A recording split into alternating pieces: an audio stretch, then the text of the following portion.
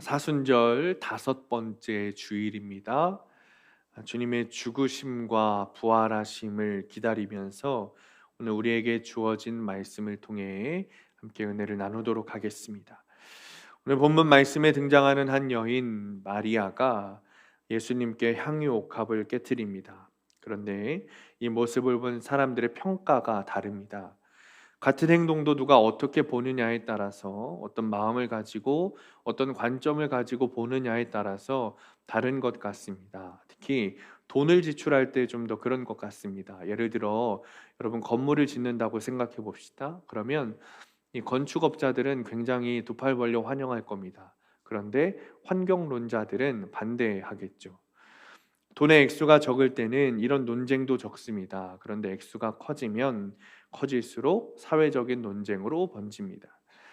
본문에서도 이와 비슷한 예입니다. 예수님이 나사로의 집에 들어가셨습니다.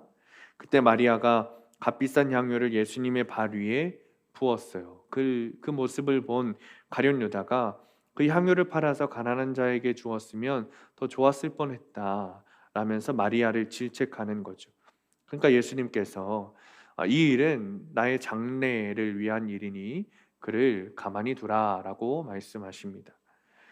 같은 행동을 보았지만 두 사람의 다른 판단이 나왔습니다. 그렇다면 이 모습을 보고 우리는 어떤 반응을 보여야 옳은 것일까요? 오늘 본문 1절을 보면 이 일이 일어난 때가 6월절 엿새 전이라고 말합니다. 아시다시피 유대인들은 6월절이면 예루살렘으로 이렇게 다 모여들었습니다. 6월절은 이스라엘 민족의 애굽의 노예 시절에 하나님께서 은혜로 그들을 꺼내어 주신 것을 기념하는 절기입니다.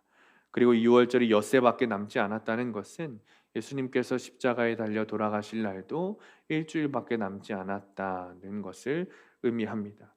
그때 주님께서 나사로의 집에서 잔치에 참여하시는 겁니다. 1절입니다. 6월절 엿새 전에 예수께서 베다니에 이르시니 이곳은 예수께서 죽은 자 가운데서 살리신 나사로가 있는 곳이라. 1절을 보면 그냥 6월절 엿새 전이라고 되어 있지만 원문을 보면 제일 앞에 그러므로라는 말이 붙습니다. 그러니까 오늘 말씀이 오늘 12장 1절부터 8절까지의 본문은 앞에 있는 11장의 말씀과 연결되어 있다는 뜻입니다. 그리고 11장은 나사로의 죽음과 부활에 대해서 이야기하고 있습니다. 그러니까 오늘 이 잔치는 부활한 나사로를 위한 잔치인 거예요. 나사로가 부활한 것을 기쁨으로 여기면서 기념하는 잔치인 겁니다. 그런데 본문 2절에는 그렇게 말하지를 않습니다. 어떻게 얘기하냐면 거기서 예수를 위하여 잔치할세.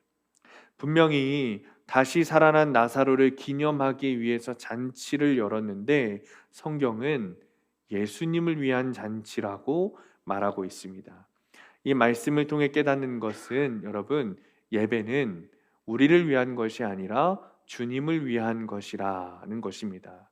오늘 이 잔치는 예배를 의미합니다. 그런데 그 잔치 예배가 다시 살아난 나사로를 위한 예배가 아니라 나사로를 다시 살리신 주님을 위한 예배라는 겁니다.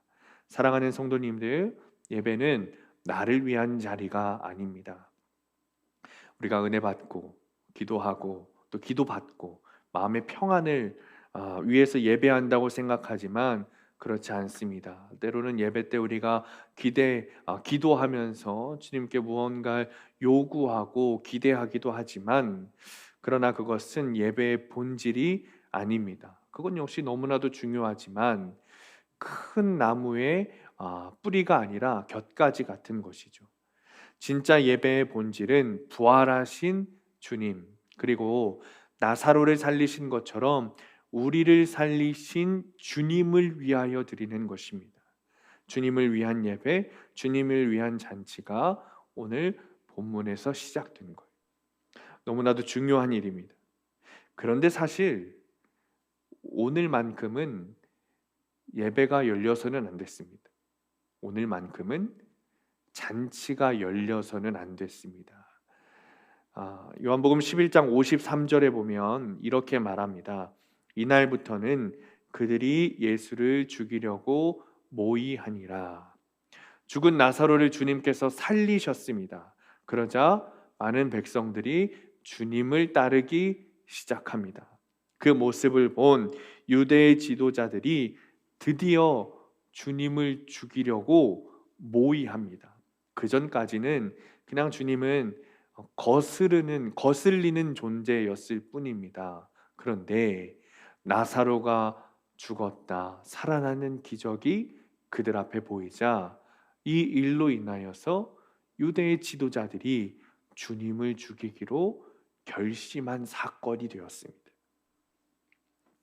그러니 사실 예수님께서는 지금 자신을 위한 잔치에 참여하셔야 될 게 아니라 유대 지도자들을 피해서 도망가셔야 하는 겁니다. 심지어 오늘 본문 바로 뒤에인 10절 말씀을 보면 대제사장들이 나사로까지 죽이려고 합니다. 10절에 대제사장들이 나사로까지 죽이려고 모의하니, 그러니까 살아있는 나사로가 부활의 증거가 되니까 이 증거마저 없애려고 대제사장들이 나사로까지 죽이려고 하는 겁니다. 그런데 주님께서 그 위험의 자리, 죽음의 자리로 들어가시는 거예요. 참여하고 계시는 거예요. 이 장면에 주님의 깊은 뜻이 담겨져 있습니다. 6월절은 노예 생활에서 이제 건짐받은 날을 기념하는 겁니다. 그리고 그 잔치는 죽음의 사슬을 끊고 다시 살아난 나사로를 축하하고 주님을 위한 잔치였지만, 누구나 그렇게 생각했지만 주님께서 그 잔치에 가신 이유는 사실 죽으러 들어가신 겁니다. 죽음을 위하여 가셨다는 거예요. 요한복음 12장까지를 1장부터 12장까지를 표적의 장이라고 부릅니다. 그리고 13장부터 마지막 장까지를 영광의 장이라고 부릅니다. 그리고 그 영광은 부활을 의미하는 것이죠. 그러니까 오늘 본문인 12장 마지막에 영광, 부활로 들어서기 위해 주님께서 죽음으로 들어가시는 모습을 보여주고 계신 거예요. 주님이 부활하시기 위해서, 주님께서 영광 받으시기 위해서는 그 죽음의 자리가 필요하셨기 때문입니다. 이것이 예배의 본질이라는 거예요. 예배는 주님을 위한 것인데, 주님을 기념하는 것인데, 무엇을 기념하냐면 주님의 죽음과 주님의 영광, 그것을 기념하는 자리인 겁니다. 특별히 사순절 기간은 주님의 죽음에 더 깊이 묵상하며 예배해야 합니다. 이 사건은 예수님이 예루살렘으로 입성하기 단 하루 전에 일어났습니다. 예수님은 마지막으로 자신을 따르는 모든 제자들과 더불어 성대한 식사를 하셨습니다. 잔치를 여섰어요. 본문 2절을 보면 누이 마르다는 많은 사람들이 자신의 집으로 찾아왔기 때문에 이전처럼 대접하는 일을 분주하게 준비했습니다. 그곳에는 나사로가 있었습니다. 여기서 짚고 넘어가야 할 것이 하나 있습니다. 죽은 사람이 다시 살아나는 큰 기적에도 주님께로 돌아오지 않고 회개하지 않는 영혼들이 있다는 겁니다. 그들이 종교 지도자들입니다. 그들은 성경을 누구보다 많이 알고 있었고 메시아에 대한 예언을 누구보다 많이 알고 있었습니다. 그러나 이 종교 지도자들은 주님의 여러 가지 기적들, 그리고 그것의 하이라이트, 그것의 결정이라고 할 수 있는 나사로가 죽었다 살아나는 기적을 보고도 주님께 돌아오지 않습니다. 오히려 주님을 죽이려고 하는 거예요. 사랑하는 성도님들, 우리도 마찬가지입니다. 우리는 너무나도 많은 성경적 지식들을 가지고 있습니다. 그런데 때때로 우리 안에 믿음 없음을 보게 됩니다. 가끔 신학교 시절을 회상하다 보면 저희들끼리 이런 얘기합니다. 그때 정말 믿음 없는 신학 교수들이 많았다. 지식적으로는 정말 박사까지 받았는데 믿음은 없는 것이죠. 사랑하는 성도님들, 우리에게 주님에 대한 지식이 정말 너무 중요하고 필요하지만 지식만 가지고 있는 바리새인이 되는 것이 아니라 그 지식을 통해 더 주님을 잘 믿게 되시기를 간절히 축원합니다. 물론 유대 지도자들은 유월절에는 주님을 죽이려고 하지는 않았습니다. 이유가 있었죠.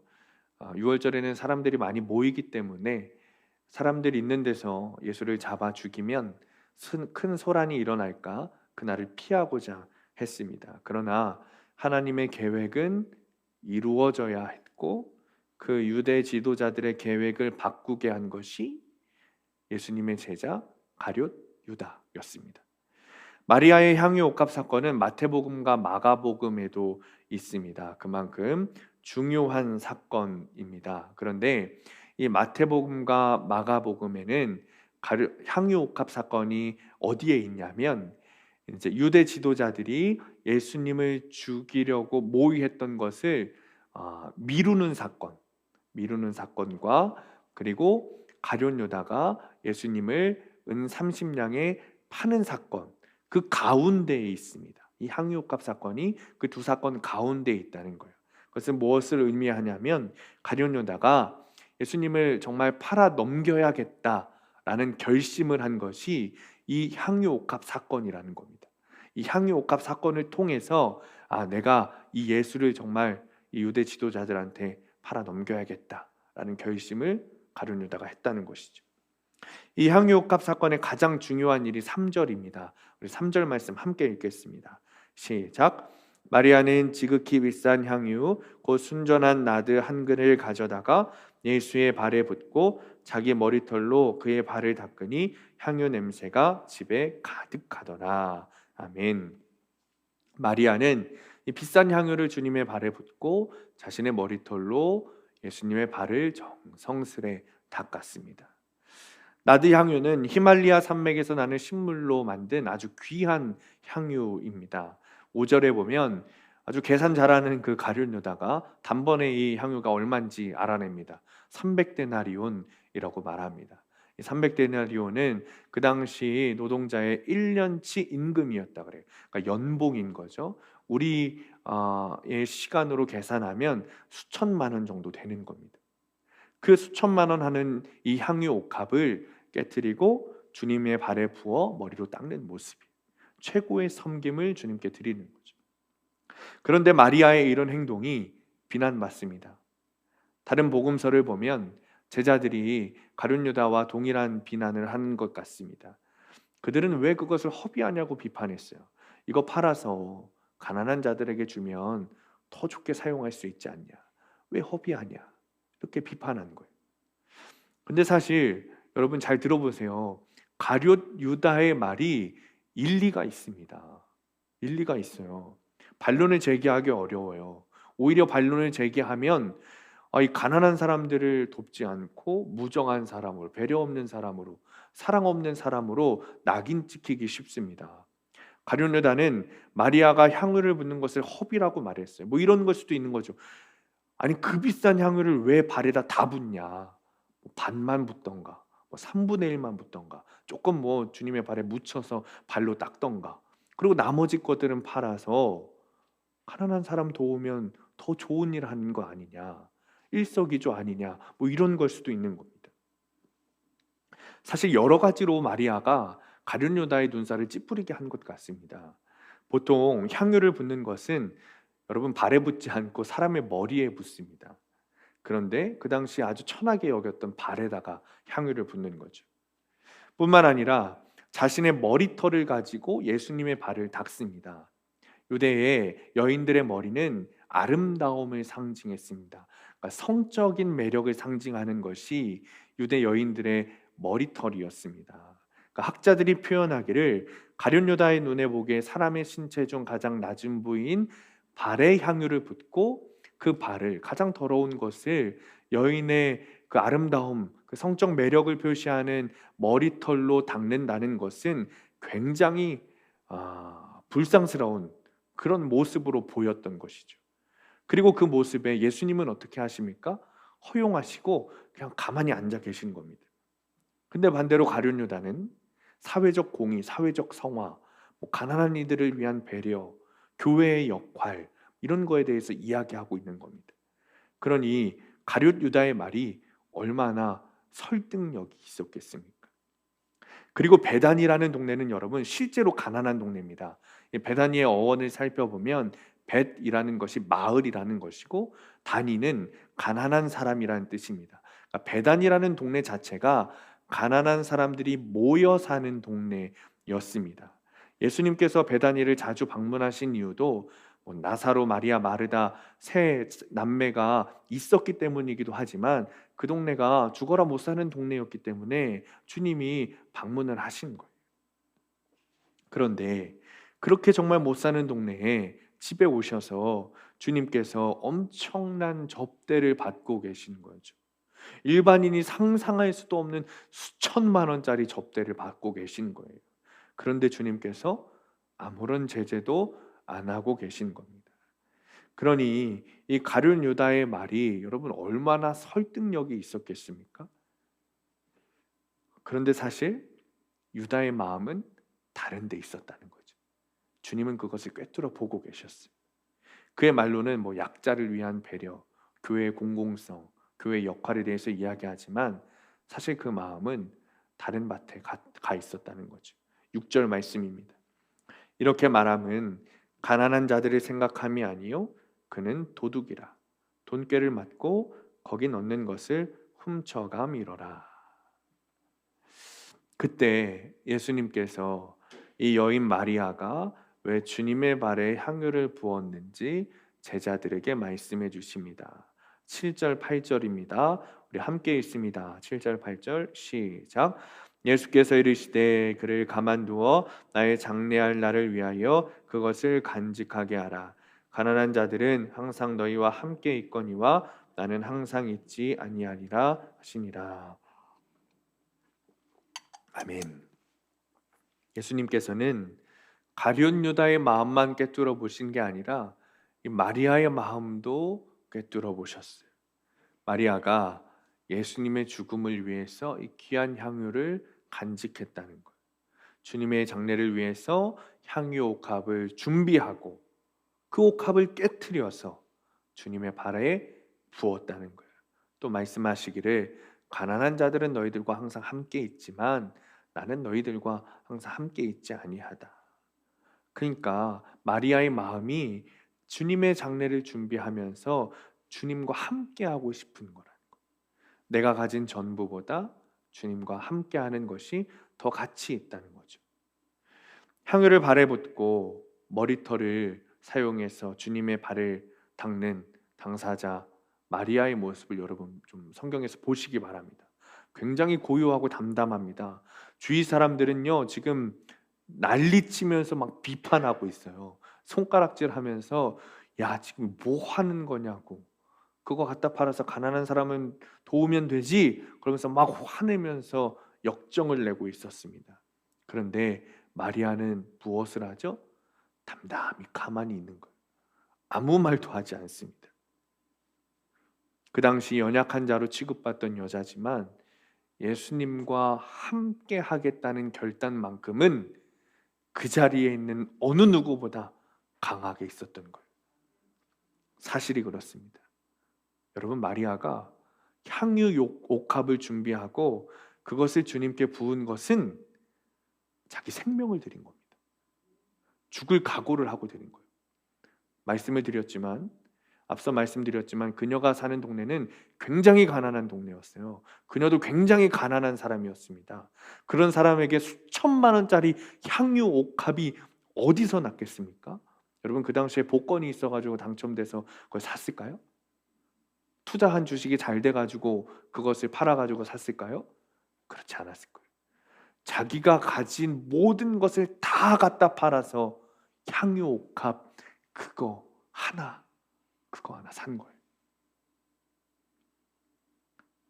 그녀의 전 재산이었을 겁니다. 생명과도 같은 거예요. 그러나 그녀는 그 생명과도 같은 것, 목숨과도 같은 것을 단 한 번의 망설임 없이 깨뜨려 주님의 발에 부어드렸어요. 자신의 생명을 주님께 드리는 거예요. 나의 생명보다 주님과 함께 하는 것이 나에게는 더 값진 것이다. 이것이 마리아의 믿음의 고백이었습니다. 사랑하는 성도님들, 사순절은 주님과 함께 십자가의 길을 걷는 기간입니다. 2022년의 사순절도 5주가 지났습니다. 그런데 여러분, 저와 여러분은 무엇을 주님께 드렸습니까? 나의 생명 되는 것을 주님께 드렸습니까? 이것이 신앙입니다. 신앙은 나의 가장 소중한 것, 내 생명과도 같은 것, 내가 지금 목숨 걸고 있는 것을 드리는 겁니다. 재물이 가장 소중한 사람은 재물을, 시간이 가장 소중한 사람은 시간을, 권력이, 명예가, 학벌이, 심지어 자녀가 가장 소중한 사람은 내 생명 같은 자녀를 드리는 것이 신앙입니다. 나의 전부가 되는 것, 정말 이거 없이는 살 수 없는 것, 내가 목숨 걸고 있는 것, 이것을 주님의 발 앞에 내려놓는 것이 믿음입니다. 유다뿐만이 아니라 그 자리에 있던 모든 사람들이 이 향유 옥합을 깨트리는 것을 아까워했어요. 저에게 바라는 것이 있다면 향유를 아까워하던 이들의 모습 가운데 우리가 없기를 바랍니다. 물론 마리아의 행동이 사람의 상식으로 이해되지는 않습니다. 그러나 여러분, 신앙은 원래 이해되는 게 아닙니다. 신앙은, 믿음은 이해할 수 없는 신비를 믿는 것이 신앙이고 믿음입니다. 보통의 사람들에게는 이해할 수 없는 어리석음이지만 믿음 있는 그리스도인에게는 신앙이고 주님의 길에 동참하는 일인 거예요. 잔치에 그렇게 많은 사람이 있었고 생사고락을 함께 했던 제자들이 그 자리에 다 있었지만 주님을 위해 목숨을 내어드린 사람은 단 한 사람, 마리아였던 것처럼 우리가 그 사람이 되기를 간절히 축원합니다. 사실 이렇게까지 말씀드리면 재산을 몽땅 팔아서 헌금하라는 건가 이렇게 생각하실 수도 있습니다. 실제로 마리아의 향유 옥합은 헌금 설교의 단골 소재입니다. 그러나 그렇지 않습니다. 오해하지 마세요. 여러분들 가지고 있는 거 다 팔아서 헌금하라는 설교 아닙니다. 또 다른 오해로 돈, 명예, 학벌, 권력, 자녀 다 버리라는 말도 아닙니다. 이런 거 없이 세상 어떻게 살아가겠습니까? 그런 것들 다 필요 없다고 말씀드리는 게 여러분 아닙니다. 그러나 그것이 우리의 생명이 되고 있다면, 내 삶의 가장 큰 가치가 되고 있다면 그게 문제가 되는 겁니다. 여러분, 우리가 목숨 걸고 있는 것이 있다면 그게 우상입니다. 우리에게 주님보다 더 큰 가치를 두고 있는 게 있다면 그것이 우리의 우상입니다. 그러니 그것을 깨트려 버리고 주님의 발 앞에 내어드린다는 것은 이제 내 생명도, 내 재물도, 내 권력도, 내 명예도, 자녀도 아니고 오직 주님만이 나의 생명이십니다 라는 고백이에요. 우리 그리스도인에게 주님보다 더 큰 가치는 없습니다. 우리의 길과 진리와 생명 되시는 주님께서 다른 어떤 것보다 큰 가치가 되십니다. 우리가 목숨 걸어야 할 것은 오직 예수 그리스도이십니다. 여러분, 우리의 목숨보다 더 소중한 것이 있습니까? 우리는 정말 많은 것 다 가지고 있지만 내 생명보다 중요한 건 없습니다. 죽으면 뭐 다 끝나는 거죠. 그런데 그 우리의 목숨이 오직 주님이시라는 거예요. 향유를 주님께 드린 것은 내가 목숨 걸고 있는 것을 주님 손에 올려드리고 이제 나는 생명으로, 주님의 생명으로 산다는 거예요. 이제 주님의 삶에, 주님의 생명에 동참한다는 겁니다. 사실 그동안 세상에 앞서 싸워 이기지 못했던 욕심들과 문제들의 어려움은 사실은 황금 보기를 돌같이 하지 못해서가 아니라 황금보다 귀하신 주님을 바라보지 못해서 아닙니까? 황금보다 귀하신 우리의 생명 되신 주님을 바라보지 못해서 아닙니까? 그때 주님께서 8절에 이렇게 말씀하십니다. 가난한 자들은 항상 너와 함께 있거니와 나는 항상 있지 아니하리라. 주님보다 더 큰 가치를 두고 있는 것이 너무 많은 우리들. 나의 공로가 중요하고 나의 권위가 중요하고 내 자존심이 더 중요하고 남들의 평판이 더 중요하고 남들의 인정이 더 중요한 우리는 그것이 내 목숨이라고 생각해 왔어요. 그거 놓으면 죽는 거라고 생각했어요. 여러분, 그래서 우리 자존심에 목숨 걸지 않습니까? 그런데 그렇지 않다는 거예요. 내 모든 것, 나의 전부인 향유 옥합을 깨트려 드리니까 오히려 세상의 가치보다 더 크고 놀라운 주님의 생명이 나와 함께 하신다는 겁니다. 즉 내가 목숨 걸고 있는 것을 주님께 드리니 이제 죽음밖에 없는 줄 알았는데, 이제 다 끝난 줄 알았는데 오히려 생명 되신 주님께서 나와 함께 하시는 겁니다. 예수님은 모든 가난한 자들과 우선시하시며 함께 하셨습니다.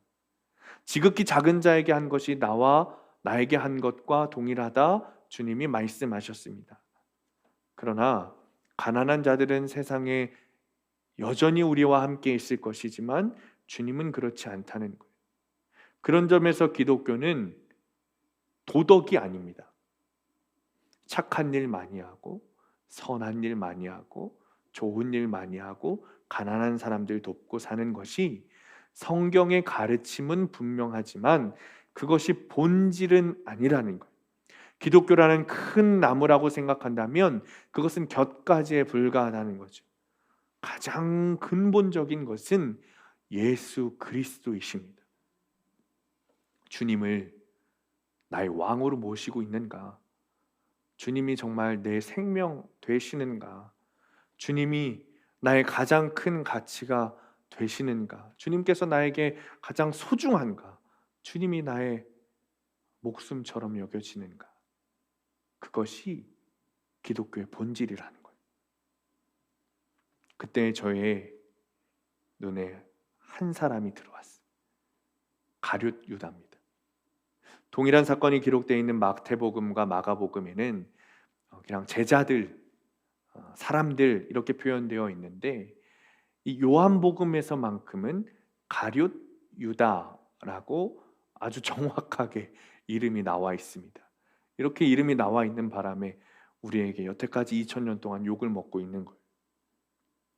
그런데 이 가룟 유다에 대해서 요한복음이 분명하게 말하고 있는 것이 있겠다 싶은 거예요. 그리고 저에게 이런 질문이 던져졌습니다. 왜 가룟 유다에게는 기회가 없었을까? 왜 가룟 유다에게는 그런 기회가 없었을까? 그때 주님께서 저에게 깨닫게 하시는 게 있었어요. 가룟 유다에게도 계속해서 기회를 주시고 있었다는 거예요. 오늘 유다의 모습을 좀 보시기 바랍니다. 스승에게 부은 향유가 아까워서 그것을 팔아서 가난한 사람을 돕자고 했습니다. 그런데 사실은 자기가 그 돈을 판 돈을 훔치려고 했죠. 6절에 보면 그에 대해서 도둑이라고만 했습니다. 아시다시피 가룟 유다는 스승을 은 30냥에 팔아 넘긴 자입니다. 그러니 뭘 못했겠습니까? 그런데 여러분, 주님이 그 사실을 모르셨을까요? 그렇지 않았을 거예요. 주님 다 알고 계셨을 거예요. 모든 사람의 성정을 아시는 주님께서 유다가 그럴 것이라는 걸 알고 계셨을 거예요. 그런 주님께서 예수 공동체 제자 무리들의 재정 관리를 가룟 유다에게 맡기셨다는 겁니다. 왜 그러셨을까요? 여러분, 재정 업무를 누가 보는 겁니까? 가장 신뢰하는 사람, 가장 믿는 사람이 재정 업무 보는 겁니다. 근데 그 재정 업무를 가룟 유다에게 맡기셨다는 거예요. 우리 주님께서 무엇을 원하셨을까요? 가룟 유다의 성정을 다 아시는 주님께서 무엇을 원하셨기에 재정 보는 업무를 가룟 유다에게 맡기셨을까요? 유다는 선하지 못한 운명으로 너는 죄만 짓다 죽을 운명이야 라고 우리 하나님께서 창조하셨기 때문에 그러셨을까요? 창조 때부터, 유다를 창조하실 때부터 너는 예수를 팔아넘길 자야 라고 지정해놓고 창조하셨기 때문에 유다가 그랬을까요? 아닙니다. 우리 주님은 유다도 똑같이 사랑하셨어요. 똑같이 사랑하셨어요. 그렇기 때문에 이 가룟 유다에게 재정을 맡기신 거예요. 왜 그렇죠? 가룟 유다가 목숨 걸고 있는 것이 돈이었기 때문에 그래요. 가룟 유다가 목숨처럼 여기는 것이 재물이었기 때문에 그래요. 그러니 이 돈을 얻고자 계속 훔치기도 하고 주님을 팔아넘긴 거죠. 성경에는 이 향유옥합을 판 돈을 훔치고 싶어하는 가룟 유다, 그리고 예수님을 은30에 판 가룟 유다의 내용만 나오지만, 여러분, 예수님의 3년 공생의 기간 동안 제자 공동체의 재정 업무를 맡던 이 가룟 유다가 얼마나 많은 돈을 횡령하고 탐닉하고 욕심을 부렸을까요? 훔쳤을까요? 수도 없이 그랬을 겁니다. 그러나 주님께서 그에게 재정 업무를 맡기신 이유는 가룟 유다의 목숨 같은 그 돈을, 사실은 가룟 유다의 자신의 생명을 주님께 드리길 원하셨던 거예요. 자신이 목숨 걸고 있는 그것을 내려놓고 주님의 발 앞에 내려놓을 때 주님께서 함께 하시는 삶을 살게 하시고 싶으셨던 거예요. 아마도 주님의 마음은 유다가 자신이 목숨처럼 여기는 돈을 통해 죄를 지을 때마다, 그때마다 깨닫고 주님께 돌아오기를 바라셨을 겁니다. 그 수많은 범죄의 순간마다 주님은 유다의 죄를 이미 아시고 눈물 흘리시면서 유다가 회개하고 돌아오기를 기도하셨을 겁니다. 내 목숨처럼 여기는 그 돈이 사실은 나를 죄의 구렁텅이에, 지옥의 구렁텅이에 빠지게 한다는 사실을 제발 깨닫고, 그 죄악을 지을 때마다 그가 회개하고 눈물 흘리며 주님께 돌아오기를 주님은 기도하시고 바라셨을 거예요. 너의 목숨처럼 여기는 그것만 내려놓아라. 그것만 내려놓아라. 그러면 내가 너와 함께 할 거야. 주님은 그 마음이셨던 거예요. 그러니 주님께서 유다에게 재정을 맡기시고 그것이 주님께로 돌아올 기회가 되게 하셨습니다. 예수님 유다에게 충분한 기회를 주신 겁니다. 마리아에게 향유옥합을 허락하신 것처럼, 그리고 가난을 허락하신 것처럼 유다에게 재정 업무를 허락하신 거예요. 그것을 통해 회개하고 주님께 돌아올 기회를 주신 겁니다. 근데 유다는 그 모든 기회를 놓쳤습니다. 이 본문을 묵상할 때면 많은 그리스도인들이 나는 향유옥합을 깨트린 마리아 같다고 생각합니다. 그런데 우리의 모습은 마리아가 아니라 가룟 유다와 더 닮지 않았습니까? 주님은 계속해서 나에게 돌아오라고 말씀하고 계신데 우리는 여전히 가룟 유다처럼 그 기회를 놓치고 죄짓고 악에서 살고 있지 않습니까? 생명 되신 주님을 거부하고 죽음 속으로 계속 들어가고 있지 않습니까? 사랑하는 성도님들, 여러분이 지금 목숨 걸고 있는 것 무엇입니까? 가장 좋아하는 것, 가장 가치 있게 여기는 것, 나 이거 아니면 죽겠다 싶은 것, 여러분 무엇입니까? 주님께서 그것을 왜 허락하셨는지 아십니까? 여러분이 잘나서 그것을 취했다고 생각하지 마시기 바랍니다. 착각하지 마시기 바랍니다. 주님은 여러분이 지금 목숨 걸고 있는 거, 가장 가치 있게 여기는 거, 생명처럼 여기는 거, 그것을 주님의 발 앞에 내려놓으라고 허락하신 겁니다. 그 결단을 통해 나에게 돌아오라고 주님이 말씀하고 계십니다. 심지어 가룟 유다에게도 기회를 주신 우리 주님이십니다. 그런 주님께서 지금도 우리에게 기회를 주고 계십니다. 계속해서 우리를 기다리십니다. 그러니 우리의 소망은 주님이신 거죠. 사랑하는 성도님들, 무엇에 목숨을 걸고 계십니까? 그것을 주님의 발 앞에 내려놓읍시다. 그리고 이제 다른 무엇이 아니라 함께 하시는 주님을 생명처럼 여깁시다. 이제는 주님께 모든 가치와 생명을 두는 것. 우리는 사순절을 보내고 있습니다. 사순절은 십자가의 길을 걷는 겁니다. 우리는 이 십자가의 길이 죽음의 길이라고만 여겼습니다. 실제로 그렇습니다. 내 모든 것을 포기하고 주님의 길을 따르는 겁니다. 그러나 그 십자가의 길을 걸을 때면 결국에는 부활하신 주님과 함께 하게 됩니다. 내 모든 것을 버리는, 내 목숨과도 같은 것을 버리는 죽음의 길 같지만 사실은 부활의 길, 생명의 길입니다. 이번 주도 말씀 붙들고 살아가실 때 여러분 주님께 목숨을 거시기 바랍니다. 주님께 최고의 가치를 두시기 바랍니다.